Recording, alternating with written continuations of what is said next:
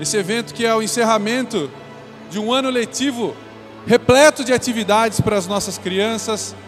Fazer as crianças terem o hábito da leitura já era por si só um desafio muito grande. Mas fazer também os pais e a família se envolver com a criança no momento da leitura era um desafio muito maior.